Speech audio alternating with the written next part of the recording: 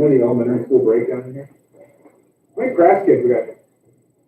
Oh, that's well represented. Vikings. Nice.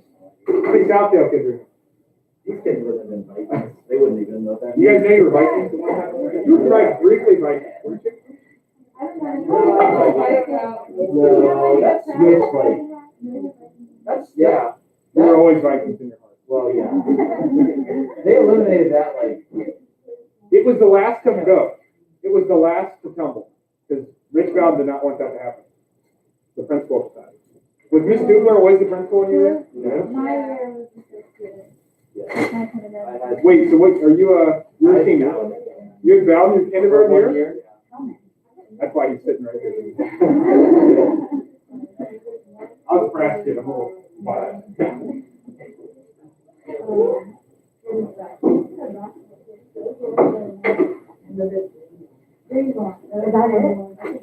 Did you have Cooper at Southdale?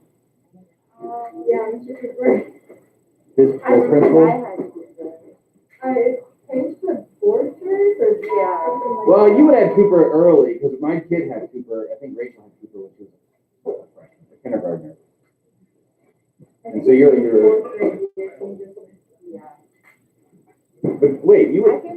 Oh, you came. Okay. I just read that he is a finalist for a superintendent's job in Colorado, and he will oversee 30 schools and 50,000 students. And probably make like $300,000 a year.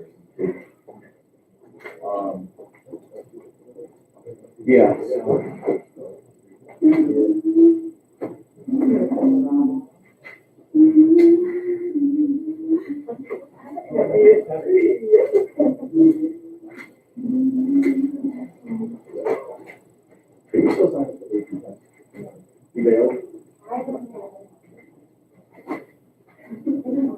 Didn't we have a conversation about that back in the fall? I don't know, I swear we did.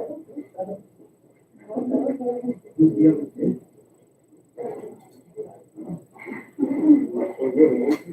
No, not really. I mean,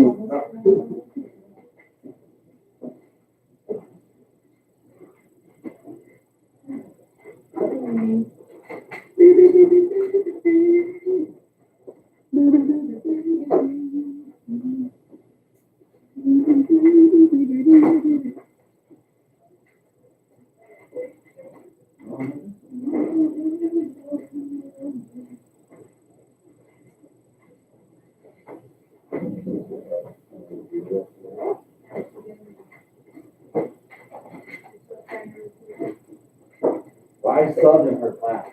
Oh, really? Yeah. When I saw the name on the thing, I mean, I wouldn't have known who she was.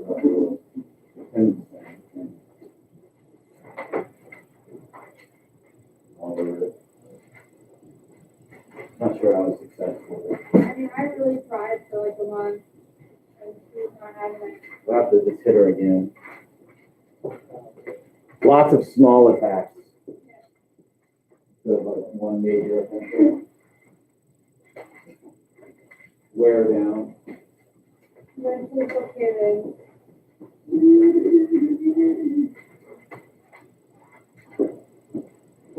So I apologize. There was some. I'd forgotten there was some stuff on that bookwork that was listed on there. You didn't have to do that. In fact, that actually was from another book. I want to say. Because your book didn't even have a chapter 9. Does it? Didn't it say chapter 9? Oh, was it our book? Oh. I didn't want you to do that just yet. Okay.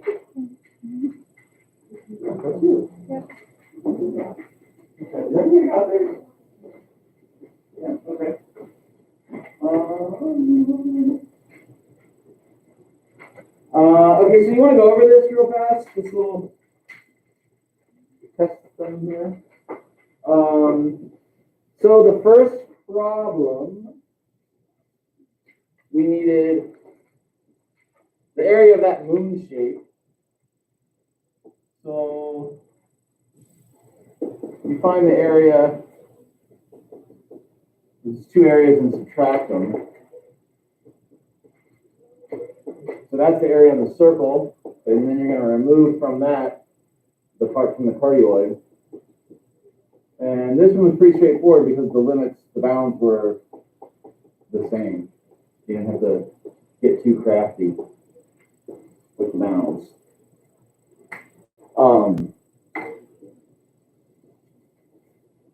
But there are other options for the bounds, like you could have done 5 pi over 3 to 7 pi over 3. But basically, you had to go from here to there, the third quadrant, or the fourth quadrant to the first. Okay? 1/2 r squared, 1/2 r squared. Number 2. The derivative of that function is -6 sine of 2x. So the length of the curve is 1 plus the derivative squared. Wow. And then the bounds for the integral, the length that we're talking about, the period was pi, so it would be 0 to pi. Because the period is 2 pi over 2, which is pi. I was talking to Craig and Snyder about that this morning, and they were disgusted that you guys didn't know that. Chris was like, B goes in front of X on everything. Now, some of them use Desmos to check it. I'm sure. Okay. Number 3, so 3a. So that's just the straight area, right? So that's just this, top minus bottom. And the bounds are 0 to 1, I believe. And then letter B, rotating that around y equals 2, you end up getting pi. The outer radius is 2 minus g of x squared, and the inner radius is 2 minus f of x squared dx. Okay, 0 to 1 again.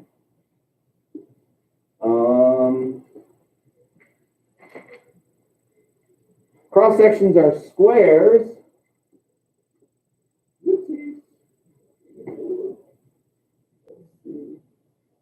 That's just f of x minus g of x squared from 0 to 1. And then cross sections are equilateral triangles. There are a couple people that did isosceles right triangles, I think, by mistake, but the equilateral triangles would be 1/2 f of x minus g of x squared times radical 3 over 2. Or radical 3 over 4 if you memorize the formula. So you could have left those in terms of f and g. I think that would have saved you a tremendous amount of time. Like recopying that, 4 different times. Definitely took some time. Number 4. So we're going to add up those washers. It's going to look like this.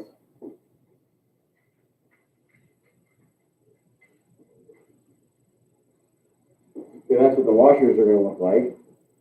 So the outer radius is going to be 3 squared. That's the distance from there to there. And then the inner radius is going to be y squared plus 1. Now, I actually, if you notice, I wrote this differently than the way I did this one. Because I put the pi on both of them instead of factoring the pi out. Doesn't matter. Okay? And then the bounds. You're going to stack these up from 0 up to whatever that value is right there. Now, I was kind of intending, and I didn't say this, so I didn't take off or anything, but I was kind of intending to define that bound, the exact value of that. So a lot of you are at 1.414, but that value is actually radical 2. So the upper bound should be radical 2. I mean, I took 1.414 because you just used Desmos to do that. I knew that's what you did. That's fine. But I wanted you to compute this one out, right? So I factored out the pi, okay, which is if you don't do that, this really gets nasty. Like keeping track of that pi and scattered throughout inside there, that just gets nasty. So we have 9 minus, and I'm going to go ahead and square this. Y to the 4th plus 2y squared plus 1. Oh, wait, this is dy. I put dx there. That's dy, sorry.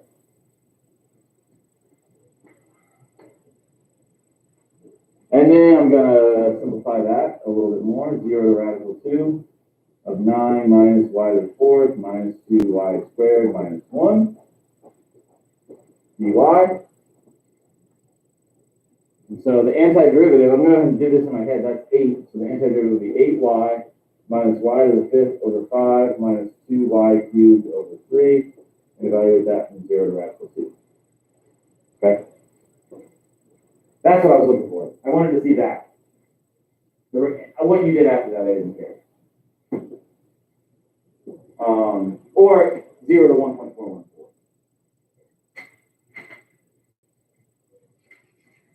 And then lastly, the polar curve r equals 4 sine theta.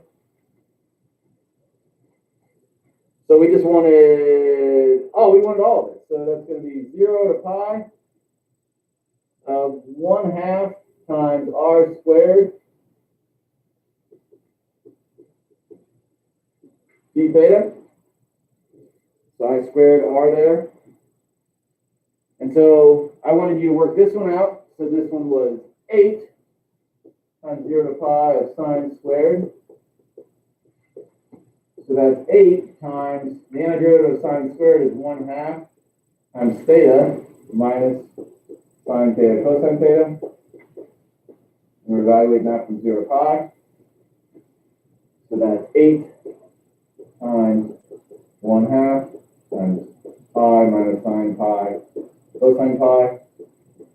And then the lower limit is all 0. So you're basically looking at 8 times 1/2 pi or 4 pi.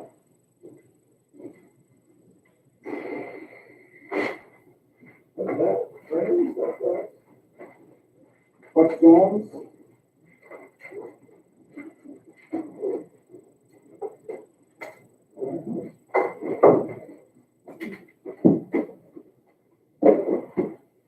How we feel?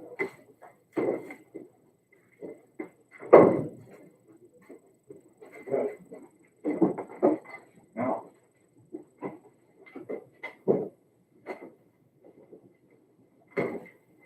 mask just went right across my eyeballs. That hurt. Okay. So let's talk about this little paper that you worked on yesterday. So the goal of this paper was you're just kind of playing around with some sequences. I've thrown in some new words. I was telling you this converges, this doesn't. And seeing if you can figure out if things converge or not, or what it meant to converge. If you were successful, great at that. If not, great. We'll figure it out right now. We're going to put it all together.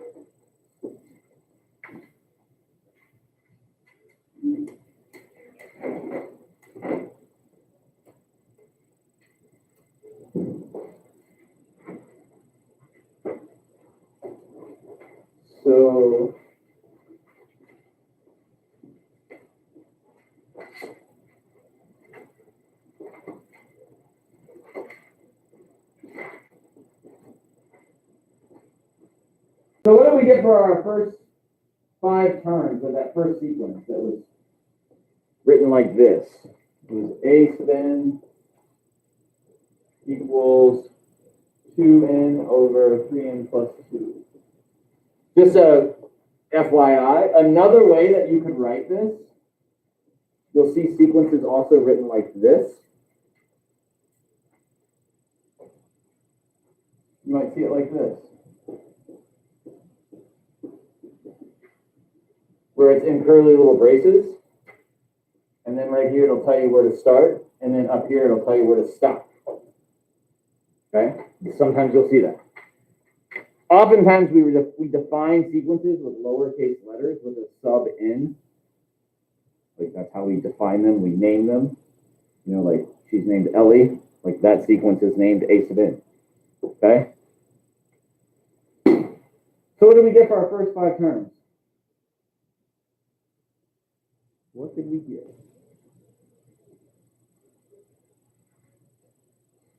No one wants to say. Megan, what did you get?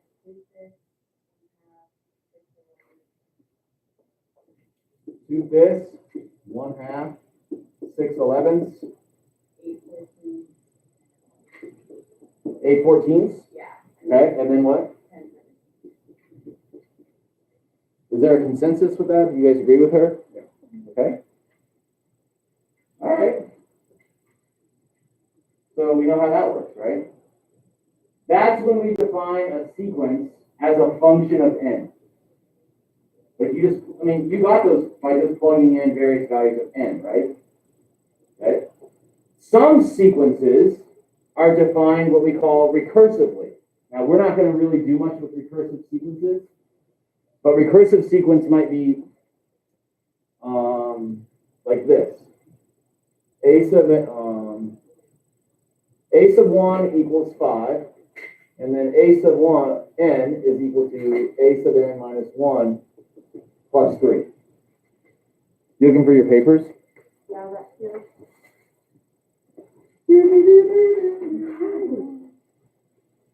You know any of these jokers? I do. Here, I'll stick these in the truck. So, like, that's a recursive sequence. So what does that mean? Like, that you can't plug in n to find terms. In order to use that formula, you actually have to know the term before. Because this is saying the nth term equals the previous term plus 3. Right? So this just gives you a starting spot, and then that tells you how to get to the next one. Have anybody seen that before? That's called a recursive sequence. It's funny how some of you are like this, and then others of you are like this. You all came from the same place. But that's called a recursive. We're not going to do much with that. Okay, so all right, so the next one says find a formula for the sequence of terms 1/3, 1/9, 1/27, 1/81.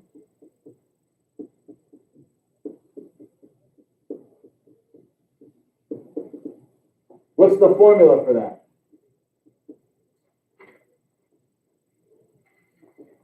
1/3 to the n. 1/3 to the n? And where did you start that? That's starting with n equals what? 1, right? Everybody agree with that? You could have also written that as 1/3 to the n minus 1 and start that at n equals, n plus 1 and start that at n equals 0. Okay? Both of those are the same thing. Okay? Why can't it be 1/n cubed? 1/n cubed. Okay, let's check that. So this is, well, how are you going to get that 3? Term 1 is 1/3. Yeah. Okay? And then term 2 is 3 squared.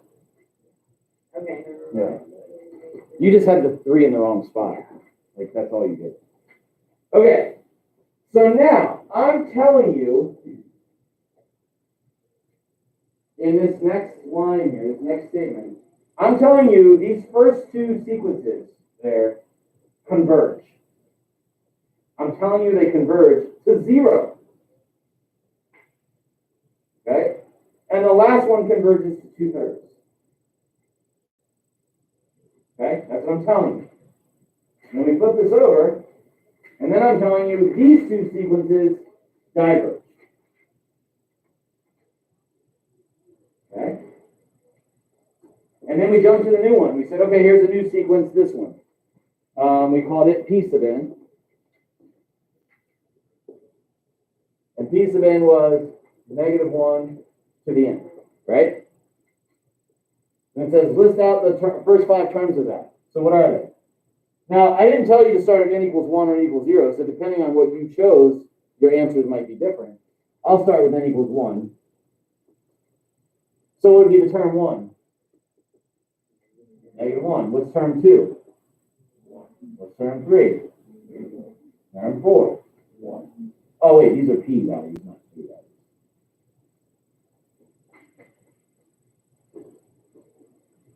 1, and then I said 5, right? So there's -1. And I'm telling you that sequence also diverges. Okay, so from that information, I was hoping that you might be able to sort of piece together what it means for a sequence to converge and what it means for a sequence to diverge. So put this in your own words. What do you think it means for a sequence to converge? What do you think that means? Put that into your own words. You get your hand up and you bail. Oh, well, what's your question? How does, well, all right, well, kind of good. This converge means that, like, it's going to a number, like, breaking the number if you add it up. Okay, we're not doing any adding yet. So it's like, So when I think you said when you add it up and you just threw that in there as an extra word. So what's approaching a number? the sequence. What about the sequence is approaching a number? You got it. The terms. The terms are approaching a number. But if you look here, go back. Okay? Well, let's go to this one right here since we're on it. The terms here are not approaching a single number. What's happening? They're flip-flopping back and forth between -1 and 1, right? Does that make sense? If we flip to the front, though, those first 2 that I said converge to 0, what are the terms approaching in those first 2? 0, right? And then I said the next one converges to 2/3. What are the terms approaching in that sequence? 2/3. Okay? So when we say that a sequence converges, like in our mind, what that means is that the terms of that sequence are approaching a number. Okay, now the formal way of saying that is this.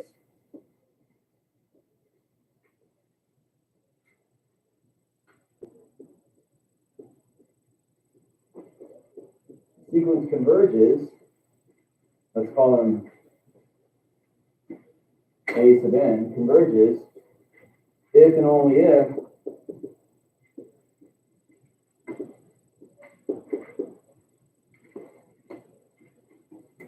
the sequence has a limit.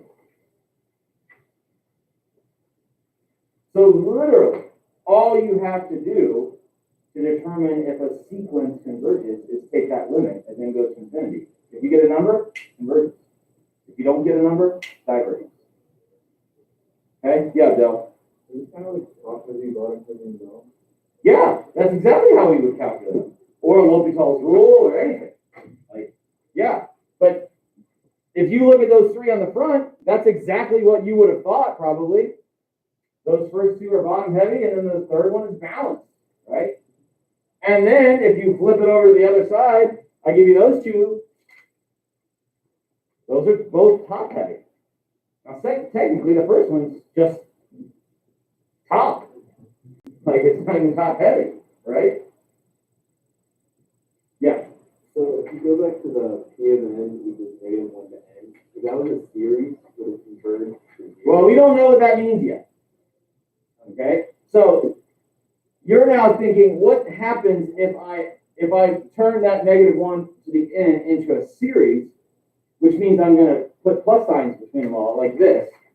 Not just list them. You're saying like this: 1, -1, +1, -1, +1, -1, +1, -1, +1, -1, and so forth. Okay? You're asking about that. Okay? And I will tell you that series diverges. Okay? Now, it doesn't add up to infinity like we normally think of diverging, but it doesn't add up to something. Okay? And the reason why is because in order for me to explain that, we need to really know what it means for a series to converge, which we don't yet. Right now, we just have this sort of intuition. Like, oh, a series converges if it adds up to something, or it diverges if it adds up to infinity. Well, technically, it can add up to nothing and still diverge. Okay? You'll see we'll use that one as an example. Okay?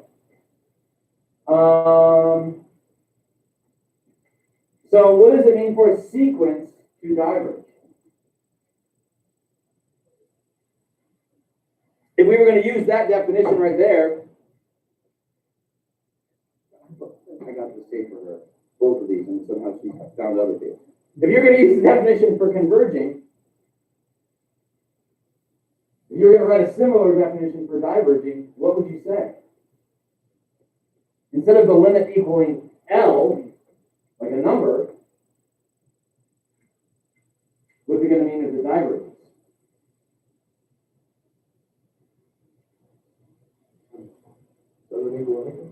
Doesn't exist. Okay? The sequence diverges if and only if that limit does not exist. Okay? And that's what's going on with this one, friends. This guy right here, this piece of n, if I take the limit as n goes to infinity of -1 to the n, what do you get for that? Is that approaching one number? No, it's either approaching 1 or -1. Right? That limit does not exist. Okay? So this diverges because this limit does not exist. So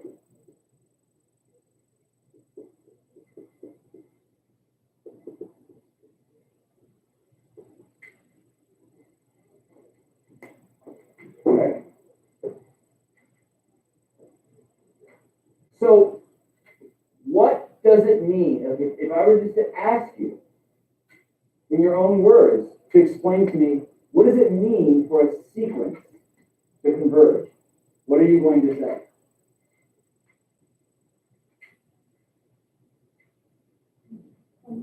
To converge. But if I say, Maddie, what does it mean for a sequence to converge? Or if you were going to explain that to somebody just driving down the street, on your way to the track meet, like, start talking about sequences, like you say, well, this is what it means for a sequence to converge. Like, what would you say? Thank you. The terms are approaching a number. That's it. The terms are approaching a number.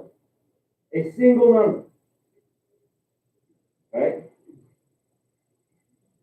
And if we were to say that the sequence diverges, we would say the terms are not approaching a single number. They're either increasing without bounds, or decreasing without bounds, or they're flip-flopping.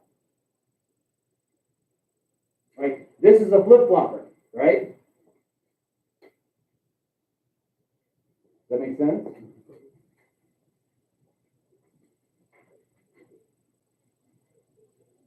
So, yeah. Yeah, that's what, because if it's increasing without bounds, if the terms are increasing without any bounds, then it is going to, the terms are going to approach infinity. Exactly. Okay? So now I just threw in a new word here. Bound. Hey, we skipped over number 4. What does it mean if a sequence is bounded? What do you think that means? Yeah, they could be between 2 or they could be capped off by 1. It's like, well, I know these terms are increasing, but they're never going to get any bigger than this. Or I know these terms are decreasing, but they're never going to get any smaller than this. That's what it means to be bounded. Like you're capped. Okay? Monotonic. Did you just Google it? Yeah. Okay. Yeah. It'd be funny. I didn't actually Google it. So what did you find out from monotonic? Did anybody come up with anything that you think, oh, this makes sense now? I found that the sequence is constantly increasing. That's exactly the definition of a monotonic sequence. It's a sequence that is strictly decreasing or strictly increasing. That's all it means. Okay, they're not flip-flopping. They're not going up and going down, not changing sign. It's either strictly increasing or strictly decreasing. That's a monotonic sequence. When during swim meets, I taught Coach Burning that term, monotonic sequence, because we like watch kids' times. Oh, this kid, I said, their times are a monotonic sequence. They're dropping, like they're consistently dropping. Hopefully they're not consistently increasing. That would be bad, right? You want them to be strictly decreasing. Okay? Let me show you how to plot a sequence on Desmos. I put the link to this in the Google.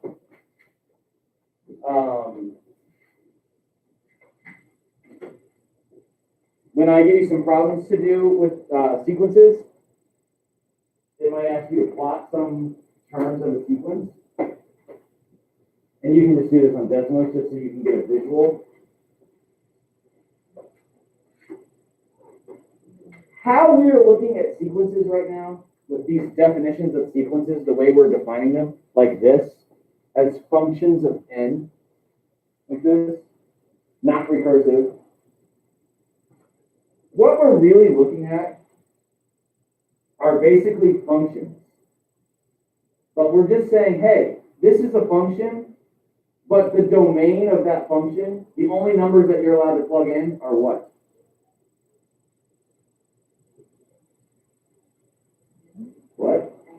What's n allowed to be?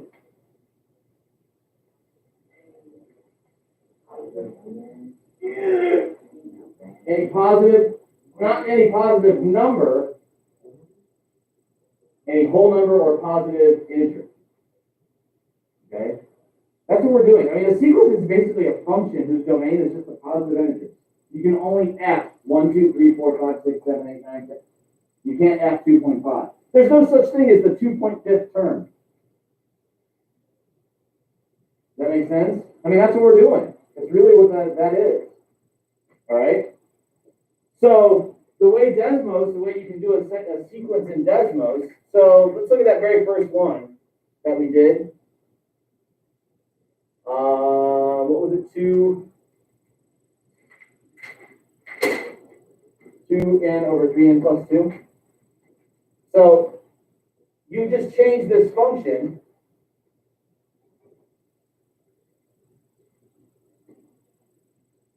and make it a function of x.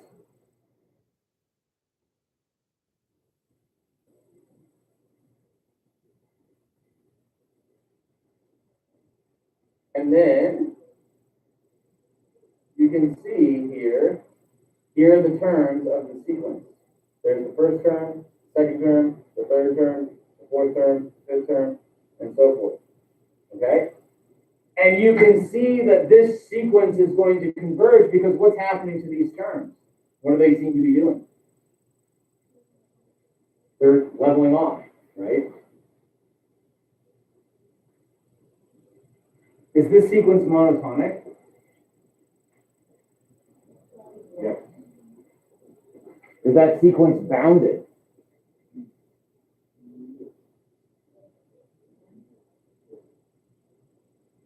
I don't feel like we're confident about that answer. Is that bounded? What's it bounded above by? 2/3, right? So that sequence is monotonic and it's bounded. Okay, that's actually another definition of what it means for a sequence to converge. You don't need to remember that. But if it's monotonic and bounded, it will converge. Okay, but you see how that's bounded? There's never going to be a term for this that's bigger, that's up here, that's bigger than 2/3. There will never be one. Okay? In fact, they won't even be 2/3. It's just approaching 2/3. Right?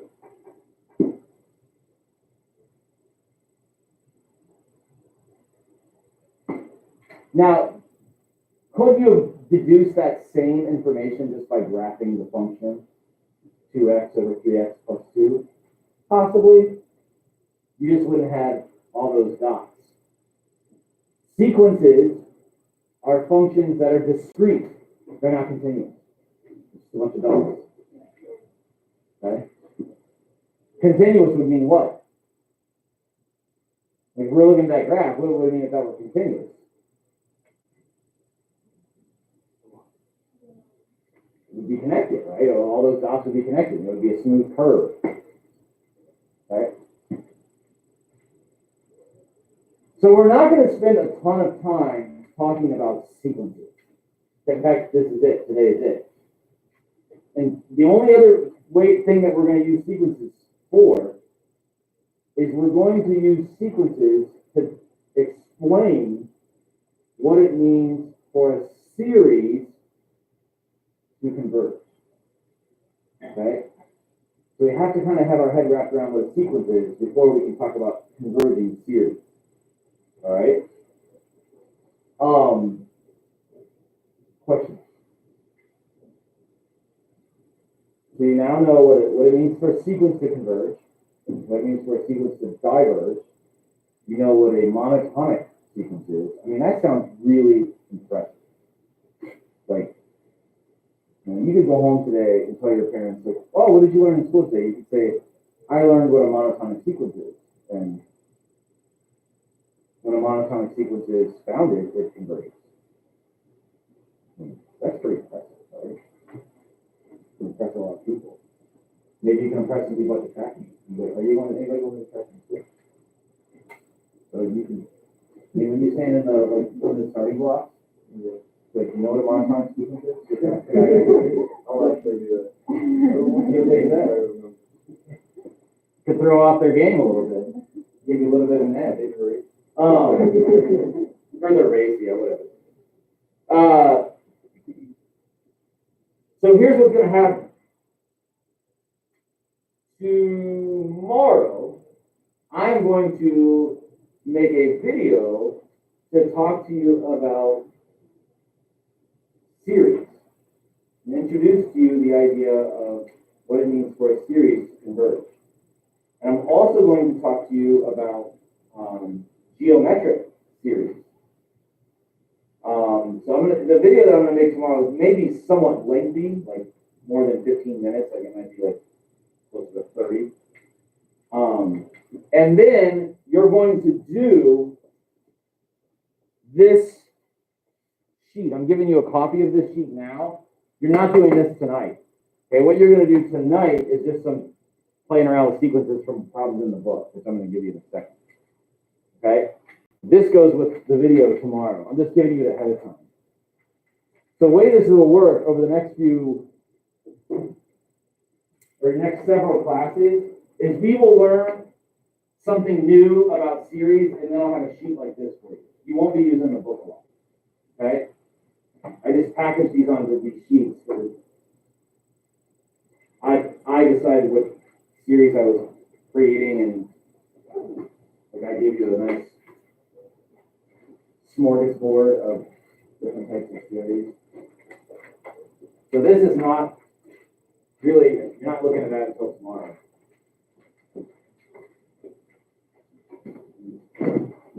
I may change my mind about that. What you're going to do out of the book today is just this. It's only a couple things. So it's in 5.1, 1 through 4.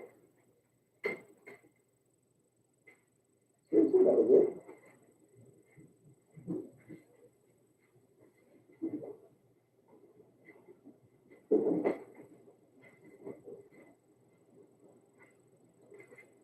Um, 49, 51. Oh, 47. Sorry, I was so good. Yeah.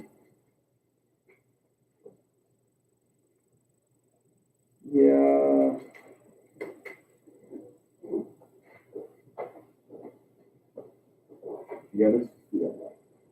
It's not very much, right? You don't mind.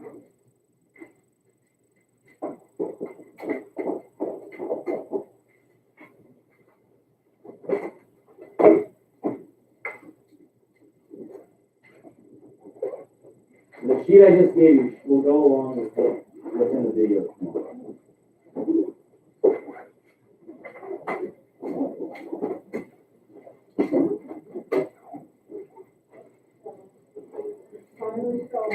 Have you been holding on to that for a while? It was my bag, How long have you been hanging on?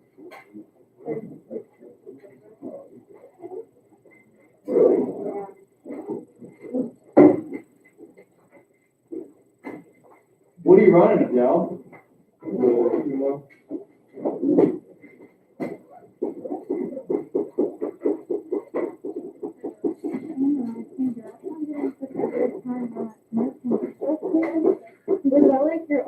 So you're the only one here today, right?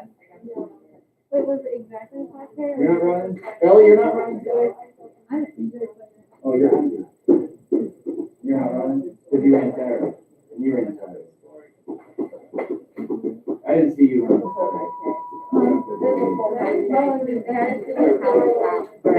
Yeah. All right, I'll see you later.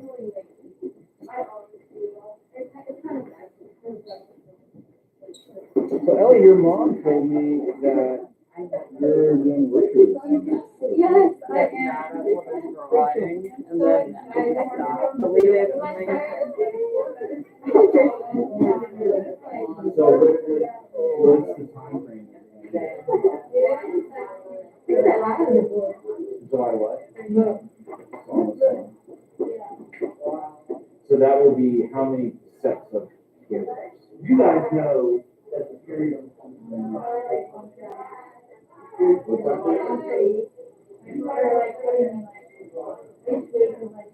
yeah, that's what I mean. So I thought the camp was shorter though. I think it's like 5 days. So maybe, actually, maybe. So will you be able to get an extra one? Yeah. Are you, Extra then, yeah. Because I feel like the way it's set up is you'll have a day with nobody there. The first day. I don't care. You can put it forward. But then there's not a day like in between when the old ones leave and the new ones come. I don't know yet. I haven't gotten much information. I just been trying to look for. I'm really excited. Yeah, that's great. I've never been there. Yeah. I've been to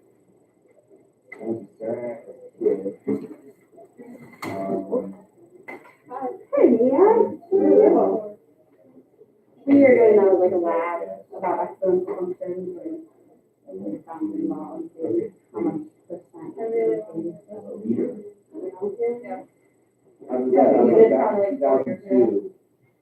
Hey, how are you? Good, how are you? Alan called me, like, would you come and do it? Oh my God. Sure, okay. Yeah. Rode a bus for 30 hours. Yeah. I live, yeah.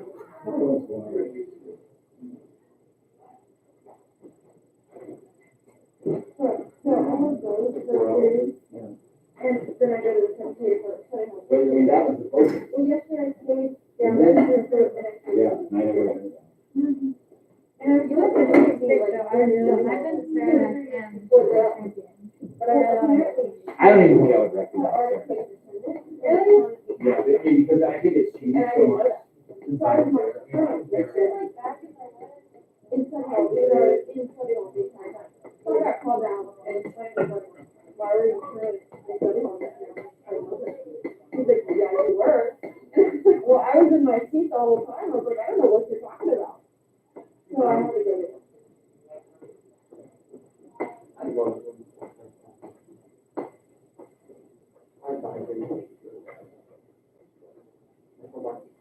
And then like, Louis for the rest, like all my other classes were marking out. Fair. Right, and I was, I'll bring him, he was going.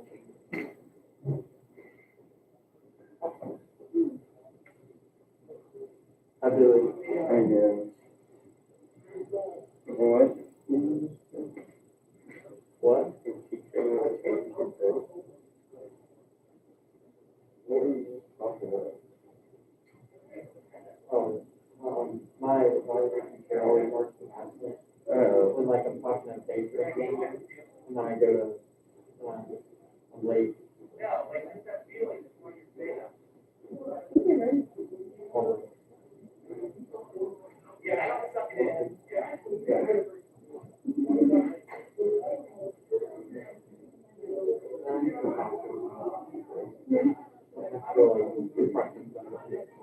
Hi, Carrie.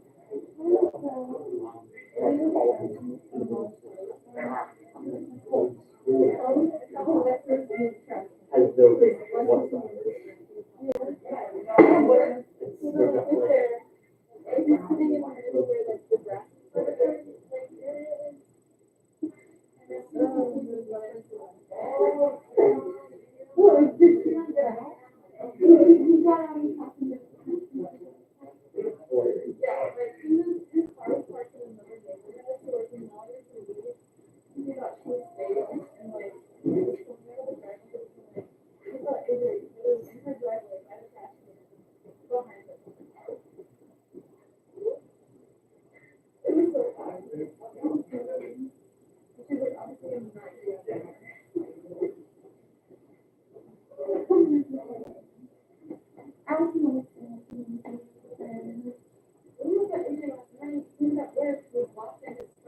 Oh yeah, and then it was weird. Yeah, and all of his stories are one of the parents that like moved out to the 10 and we were like 8. And we're like, this is not what I need anyway. And then it was so weird, like what this new name was, because we knew that she was like it. And she was like, he gets off at 8. He's just hiding there. And then Amanda comes out and tells us that he left 15 minutes ago, but 5 minutes ago, I saw him 2 years ago. So, yeah, I feel interested in this. You didn't even know that. Yeah, that's what I talked about with myself. Because they're really far away, because they're about to go to school, and then they're like, so they were like, kind of, okay. It's a few dollars.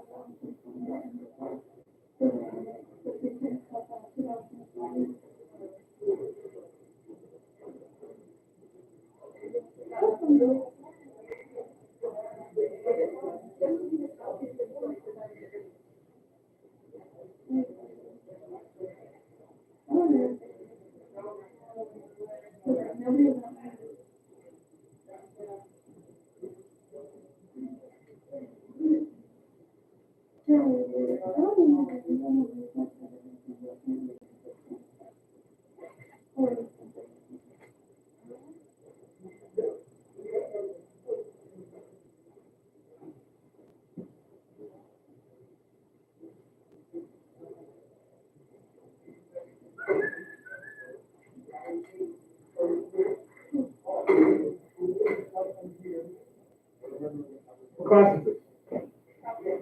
Calc2. How many of you are brass kids? Just one in here. Last class was like half of them. Huh? I'm surveying them again. Who's the Southdale kids in here? Okay. Not a one. Donaher is a brass kid. Donaher, are you a senior, Donaher? Yes, I am. You had Rich Bowden your kindergarten year. Remember that? Your principal? Yes, yes, I am. Why she's here, better. Why she's here. Yeah, are you the only brass kid in here? He's the only one that's here. There's half of them last year. I was a Viking too. Have you lived where you live all your whole life? No. I moved there. We were like, the house was getting built when I was there. When you were in We were like kindergarten? in an apartment, like when the house was getting built. Yeah, I couldn't remember. I knew you lived over there in the Yeah, I lived there since. whatever it's called, but how old that neighborhood is. So that was Yeah. when you were in kindergarten, so that's like Because most 13 of years the- ago? 12, 13 years ago, I guess. It was during winter too. It was like, 2008. yeah, because the power was out when. Oh yeah, I love 2008. I love that windstorm. That was such a fun week. Right, No, it wasn't the windstorm itself that I liked. I mean, I just like, it was so fun when we didn't have power for a week and like, Oh my gosh, my dad was on a business trip in Germany at the time, and we lost power, and I was the oldest, and I was 4. yeah, my wife and daughters went to her parents' house and they had power the whole time, but I stayed at our house. It was like camping. Yeah, we didn't have a generator, Yeah, it was and so so great. we were all in my mom's bed. We like wore our winter coats till we could. Yeah, but it was. No, that was a snowstorm. Yeah, I'm saying it was in September. It was hot. Yeah, that was a snowstorm. Yeah. But Oh, we did have a big power outage during a snowstorm. Like, I remember that. Yeah, we did that too with our I think kids. that was a year later. Yeah, I remember that. Yeah, we got snowed in. It was during my birthday party. I was so sad. We just went outside, like, cooked out with the neighbors. Everybody got their chainsaws. Like, my neighborhood looked like a tornado had gone through. It's so fun. Didn't have school. I would bring my phone and I'd plug it in that up there, the charger. That outlet over there, so the school had power. We didn't have power for a week.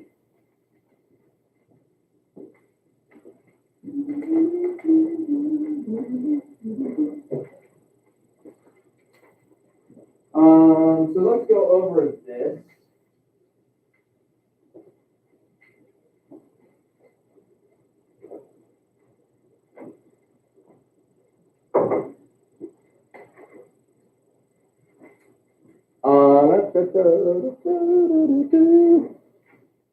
So number 1.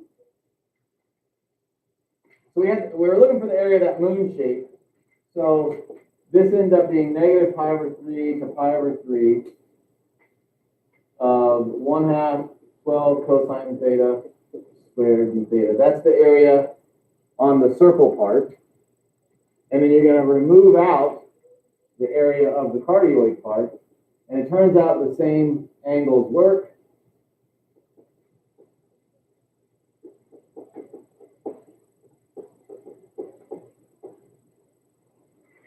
So that's what you need to have. Now, other angles that work are like 5 pi over 3 to 7 pi over 3. You just had to go from the 4th quadrant to the 1st quadrant. And that's what gave you the part of the graph you were looking for. Number 2, the length of that is the integral from 1 plus the derivative squared, and the derivative of that function is negative 6 sine of 2x. We'll square that. And then we integrate that from 0 to pi. I think I talked to you about, I was surprised how many of you didn't know the period of a sine or a cosine curve, 2 pi over b. I talked to Snyder and Cridge about that, and they were disgusted with you. They're like, we did that. Cridge was even like, b is always the number in front of x for everything. How could they not know that?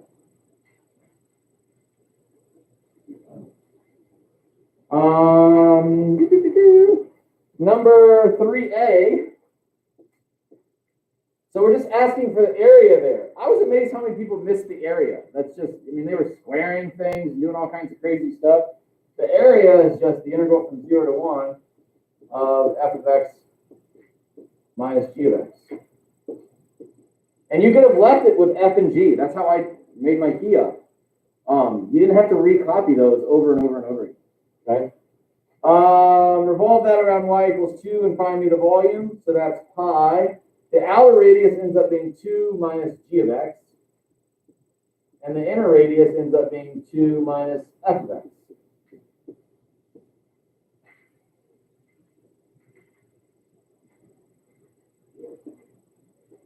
And the bounds are still 0 to 1. Letter C, the cross sections are squares.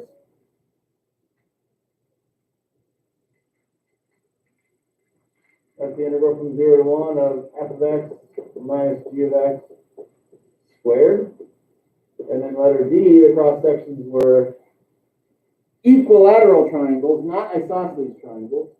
So that's 1/2 f of x minus g of x times f of x minus g of x times radical 3/2. Or that squared times radical 3/4.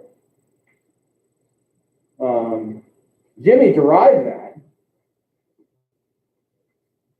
Like you didn't have, like you actually derived the formula, I think. On that, didn't you? I remember that was you. Oh, yeah, I thought I did so long way, but I got into it. Yeah, you derived the formula, like that we derived in class. Like he drew the triangle and was like labeling stuff. So great. Number 4. So we have this region like these, and we're stacking up washers. So it was pi times the outer squared, which is 3. That's the distance from there to there. And minus the inner squared, which is y squared plus 1 dy, and then you're going to stack those up from 0. A lot of you use Desmos to find that upper bound. I was intending for you to give me an exact number there, but I didn't specify that. The exact number is radical 2, and you set those two things equal to each other. And so I asked you to compute this one, so the smartest thing to do right out of the gate is pull that pi out of there. Carrying that pi through that interval is just nasty. Just nasty. So pull that pi out of there, square 3, you get 9, minus y to the 4th plus 2y squared plus 1. And then simplify. You get 9 minus y squared minus 2y, sorry, minus y to the 4th. Minus 2y squared minus 1. Then anti-differentiate. Now I combined the 9 and the 1 and got 8. So 8y minus y to the 5th over 5 minus 2y cubed over 3. And evaluate that from 0 to radical 2. Okay? That's what I was looking for when I graded it. Okay? What you did after that, I didn't care. But I was looking for that. Okay? Yeah. I don't know what the logic is. Like,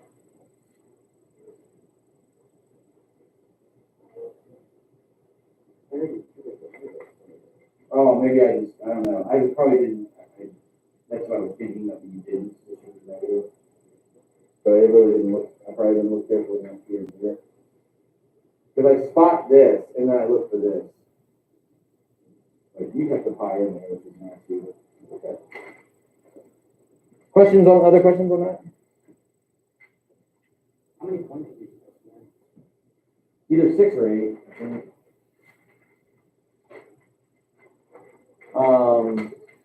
The thicker ones were worth 8. Like number 5 is worth 8.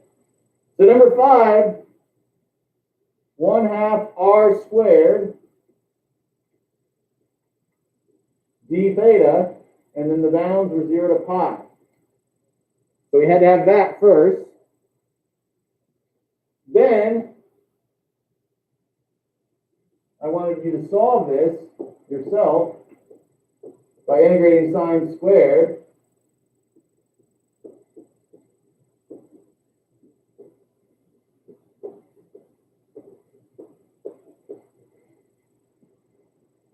And then finishing that out. So evaluate that from 0 to pi, you're going to end up with 4 times pi minus sine pi cosine pi minus 4 times 0 minus 0. So that ends up being 4 pi. Okay? Yeah.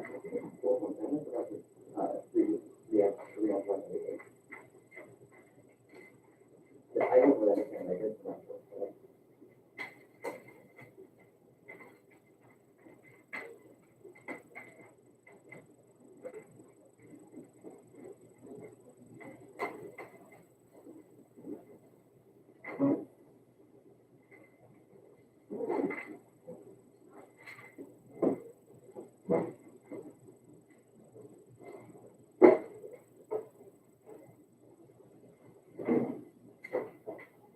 see this now.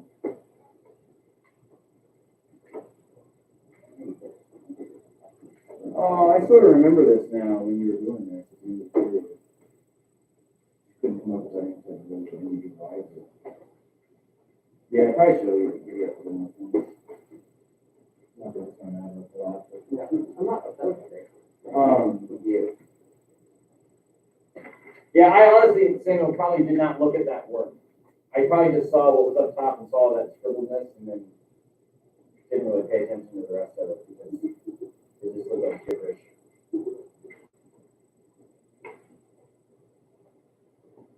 It's like one thing when you're grading these all at once and you see all that and then you go back and look at it the second time and sometimes see stuff you didn't see the first time. Stuff that looks like gibberish.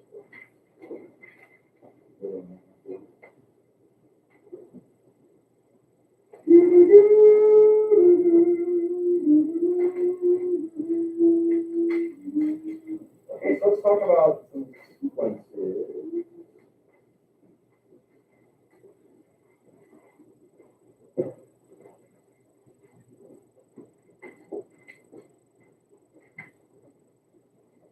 So hopefully you saw my message last night. I forgot that I added some problems in the book to that, but I wasn't necessarily wanting you to jump into the book right away, so hopefully you didn't get too far into that and get confused. Did anybody do that?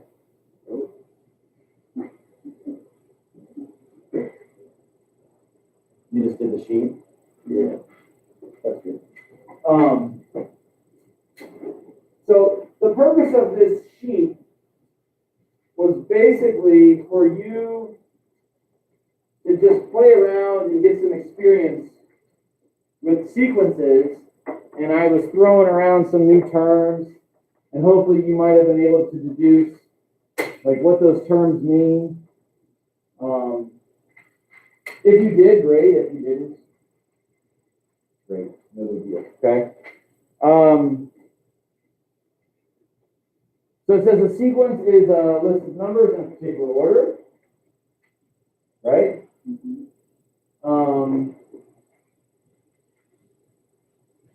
In fact, you couldn't even do the book problems on here because it says section 9.1.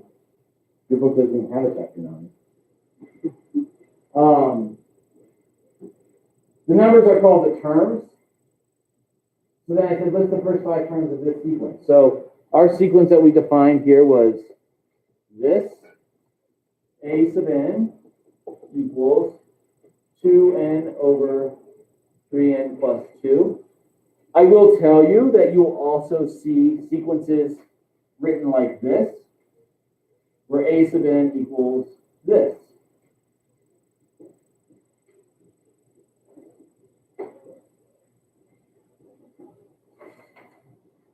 Where they put a sequence in like little curly braces, and they put like tell you down there where you're going to start that sequence, what value and you're going to start it at. All right. So I told you to list the first 5 terms. Billy, what did you get for the first 5 terms? Like, what's the first term? 2/5. What's the second term? 4/8. Or what? 4/8. Okay, we'll just leave it unsimplified. All right. What's the third term? 6/11. Fourth? 8/14. And 10/17. Okay, did you guys all get that? Beautiful, okay? So, typically when we're talking about a sequence, we name sequences, like he's named Billy, we name sequences with lowercase letters. Okay, so like A sub n there, B sub n, little b, little c, okay, that's how we name them. All right? And this particular way of naming it, or defining it, we wrote it as a function of n. Meaning, Billy, how did you get these numbers? Did they just fall in your lap? Yeah, you plugged in n, right? You plugged in n equals 1 to that, n equals 2, n equals 3. Okay? Realistically, you could think of a sequence as just a function. But you're only allowed to plug in what numbers?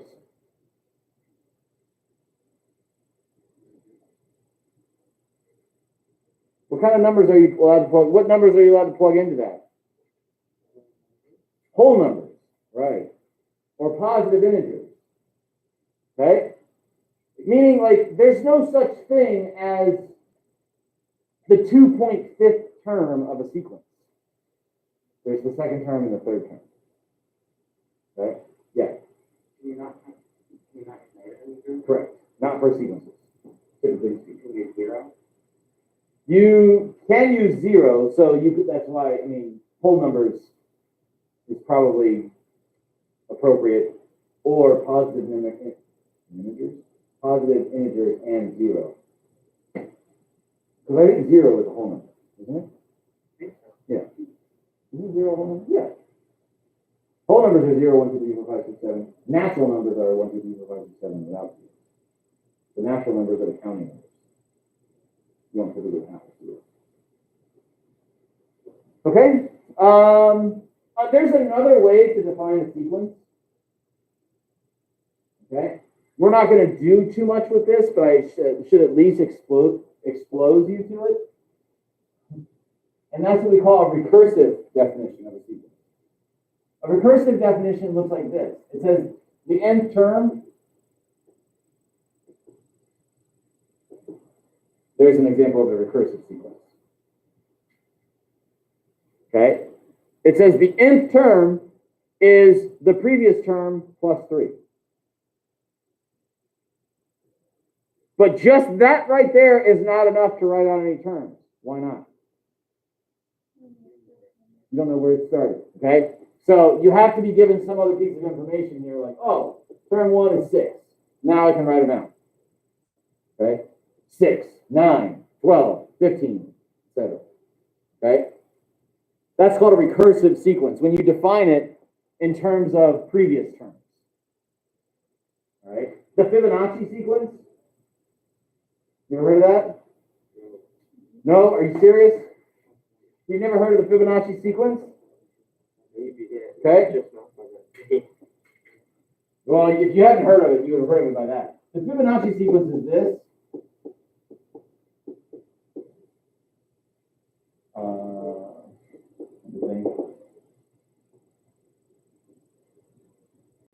So the Fibonacci sequence, what's going on there is it's a recursive sequence. It says that the nth term is the sum of the two previous terms.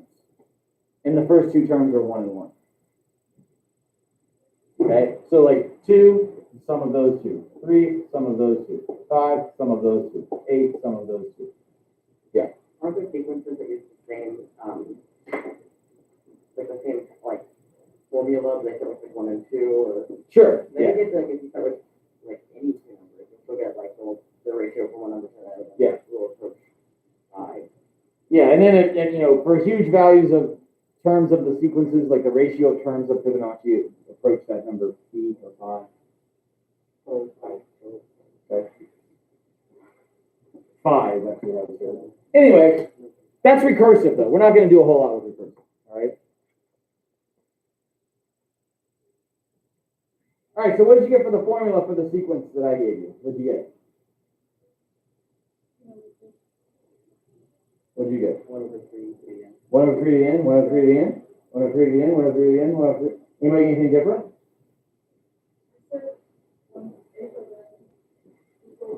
Oh, you named it even. How about that? A sub n. A sub n equals.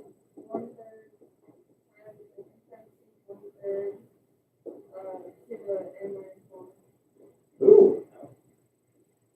Which is equivalent to this.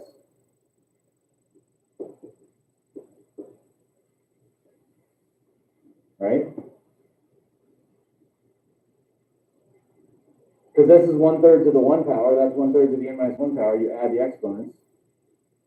So that's 1/3 to the n power. Okay? Good. Bless you. What's the difference between a sequence and a series? We haven't talked a lot about series, but I said this in class the other day. The series is what?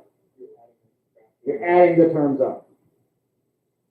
A sequence, you're just listing terms. There's a big diff, yeah? Okay. All right, so now we're introducing this idea of convergence and divergence of sequences. So I'm telling you, I'm giving you three sequences at the bottom. The first two converge to 0. The third one converges to 2/3. Right? Let me flip it over. And I'm telling you, both of those sequences diverge. Those both diverge. Okay? And then I introduce another one. We called him P. And P was this. If we list out the terms, which was what I asked you to do, it's -1, 1, -1, 1, -1, 1. Okay? And then I tell you that sequence diverges. Okay? And so then now we have the question. Based off of that information, were you able to decipher what it means for a sequence to converge? If I asked you to put that in your own words, based off of what you read and interpreted, what does it mean for a sequence to converge? Okay, what do you think? I saw your hand start to go up. You were just looking? Yeah. So, when they don't give from a starting number, you just assume they start at 1. Yeah, I mean, that's fine. You're not given a starting value, you assume start at 1. That's fine to do that. So, Alex, what do you think? What does it mean for a sequence to converge? In your own words, what does that mean? Converge, it just means it ends up like, it's almost like with the limits, like as x goes to infinity, like what it becomes, I guess. It keeps getting smaller and smaller and smaller. What is it? The value of the, I guess in this case, the sequence, or the series. Well, we haven't talked about series yet, so don't jump on that train yet. Like for the -1 to the end, it just goes to -1, 1. It never. What is it? What you're saying? What about what? The values of the sequence. What do we call the values of a sequence? Starts with the word. It starts with the letter T, and rhymes with germs. Terms. Okay, so now use the word terms and give me your definition. Like your Alex's definition. So converge is where the terms end up close to being a number. And The terms are approaching a number. approaching a number, yes. And diverge is where they'll never get to any specific number. Pretty good. In your own words, like what does it mean for a sequence to converge? The terms are approaching a number. Right? That's what it means. Now, the formal definition of converging is this. A sequence, A sub n, converges if and only if, and Alex, you even touched on this.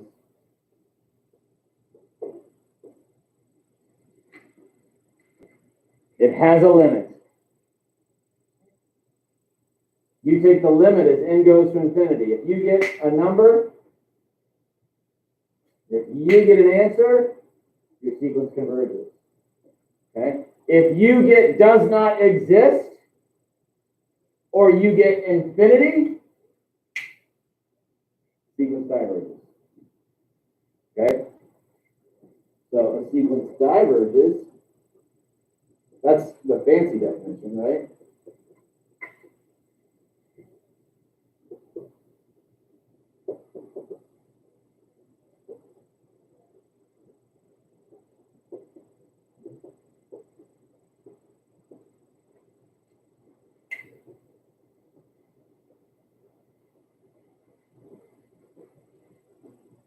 So Alex is right about the -1 to the n, guys. That diverges. Because if I were to do this, my friends, if I were to take this limit,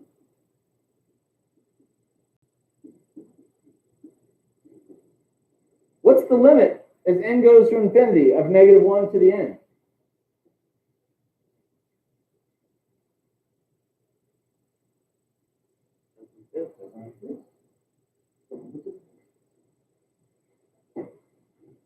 Okay. So what things are going to come in handy here are top heavy, bottom heavy balance rules, L'Hopital. Okay, those are the things that might come in handy when we're finding limits of sequences.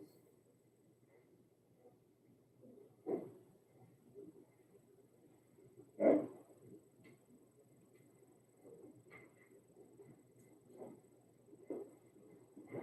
Now, I put this link on the Google for you guys to see, and you can play with.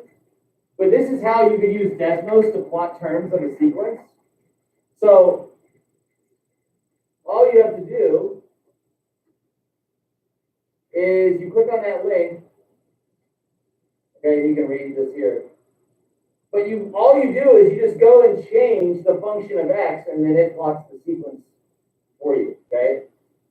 So like here I plotted the first one on the paper, which was 2n over 3n plus 2. Okay. I plotted that right there. And then if you notice, I can change n and then just keep plotting more dots.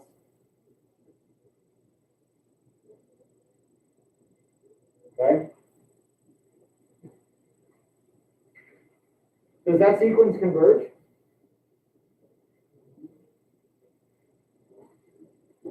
Does that sequence converge?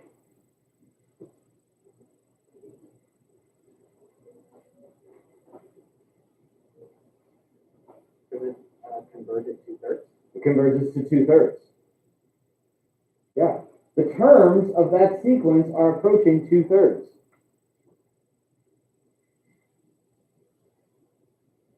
Is that sequence bounded?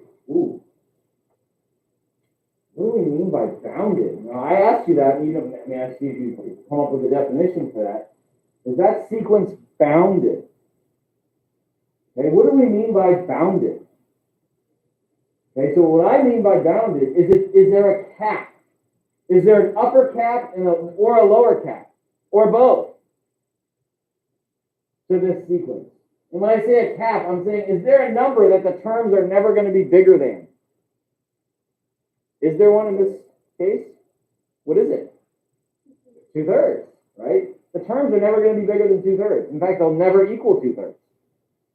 Okay, that sequence is bounded. There's a number that caps it off. Okay?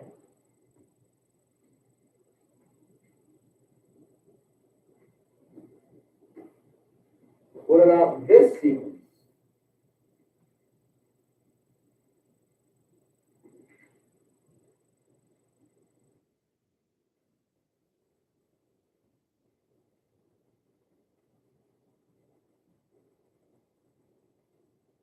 Let's take a -1 to the n. No.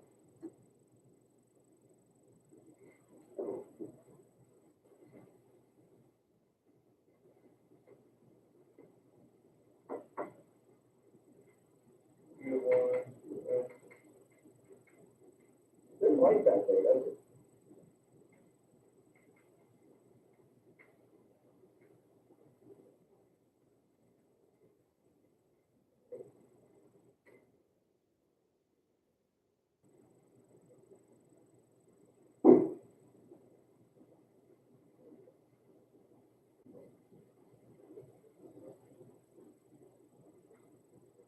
Is that sequence bounded? So let's watch this. So here's term 1. Here's term 2. Here's term 3. Here's term 4. Here's term 5. 6. Okay, is that sequence bounded? there a cap? Is it bounded above? What's the upper bound? 2/3. Is it bounded below? Yeah, negative 2/3, right? Does this sequence converge? Why not? Right, it's flip-flop. It's a flip-flopper. Okay? It's a flip-flopper.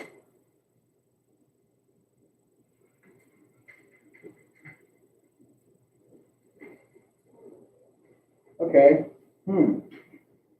Monotonic. Did you Google it? Yeah. Did you figure out what Google said? Right. Billy, what did you find? What did Google say?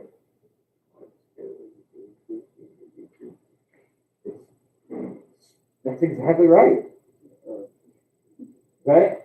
A monotonic sequence is a sequence that's either strictly increasing or strictly decreasing. That's what it means. The sequence that you're looking at on the board up there, on the graph, is that monotonic?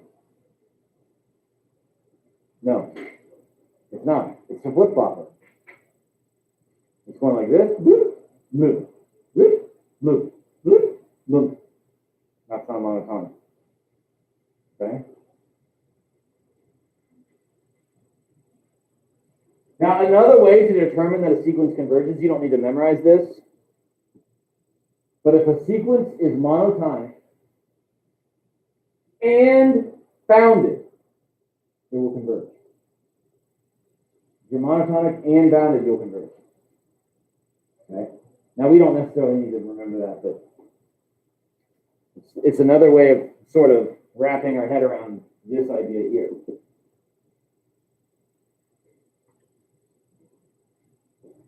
I taught Coach Burning in swimming, I taught her that term monotonic sequence. Because when we look at times, like during a swim meet, we'll look at times, and say, oh, Billy's time in the 200 free was a monotonic sequence. It was consistently decreasing. It was this number this day, this number that meet, that number that meet. That's a good thing, right? You want it to be a monotonic decreasing sequence. You don't want it to be monotonic increasing. What does that mean? It means you're getting slower every single time. That's not good for business. Right? Did we have anything on this? Yeah. So we're not going to do a whole lot with sequences. I'm going to give you a handful of problems to play with in the book tonight. Tomorrow I'm going to make a video, and in that video tomorrow I'm going to start talking about series. Okay? We needed to have an understanding of sequences to really understand what it means for a series to converge. Okay, what's the difference between a series and a sequence? Gavin told us earlier.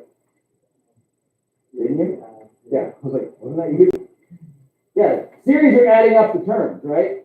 Sequence, you're just listing them. Now, you already have some intuition about what it means for a series to converge, right? It adds up to something. Or a series diverges if it doesn't add up to anything. Or it gets huge. It adds up to infinity. Okay? Well, we're going to tighten up that definition tomorrow. Okay? Like, for example, like this series right here. Okay, here's a series, right? 1 minus 1, plus 1 minus 1, plus 1 minus 1, plus 1 minus 1. Do you think that series converges or diverges?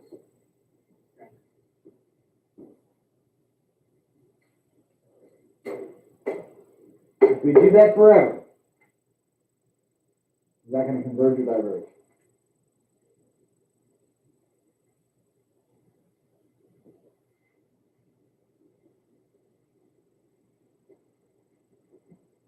Okay, well, first, maybe before we answer this, can you answer it? A simpler question. Is that going to add up to infinity? No. Okay. That's not going to add up to infinity. But does that series converge? Gavin's shaking his head no. Alex is shaking his head no. Mia's shaking her head no. Billy's shaking his head yes. Just because he wants to be salmon, to go upstream, go against the flow. Okay? I'll tell you, that series diverges. Okay? So divergence doesn't have to mean add up to infinity. Divergence must mean it's not going to add up to one number. Okay? And so what I'm going to show you tomorrow is how do you show it's going to add up to one number? Okay? And then tomorrow I'm going to teach you a couple other things about series. And then what I'm going to give you right now is a sheet.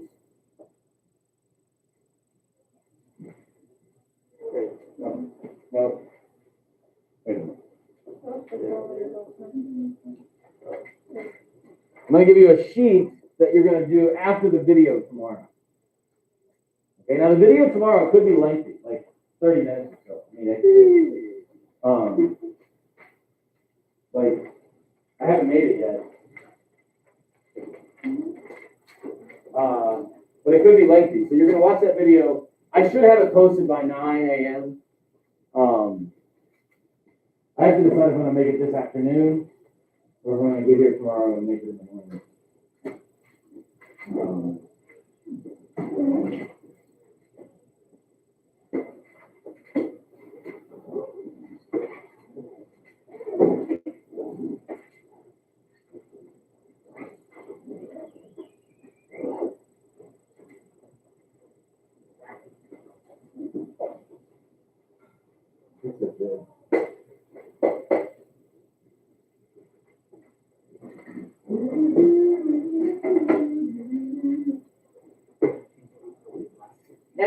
And the way class is going to go for probably the next several classes is you're not going to have much in the book. Oh, wait, I do have some problems I want you to do in the book tonight. Dang it, I'm sorry. It's not that many. It's only a few. It's like 6. But the way things are going to go here moving forward after today, we're not going to do much in the book. We're going to learn something. We're going to learn a test. And then you're going to get a sheet like I just gave you. Okay, so you're going to get a lot of sheets. And the reason for that is I created those sheets because I made up the problems on there because I wanted to have a specific assortment of different problems. So for the next probably week or two, we're going to just get sheets.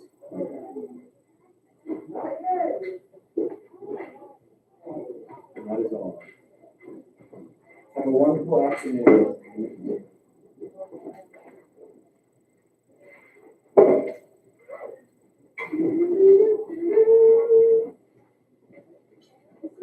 Go.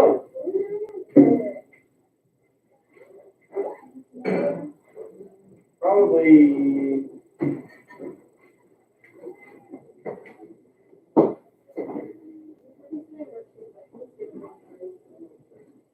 Well, I'll put them online.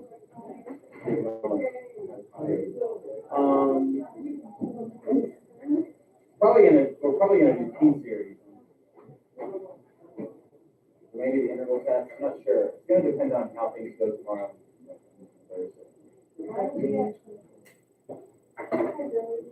All right.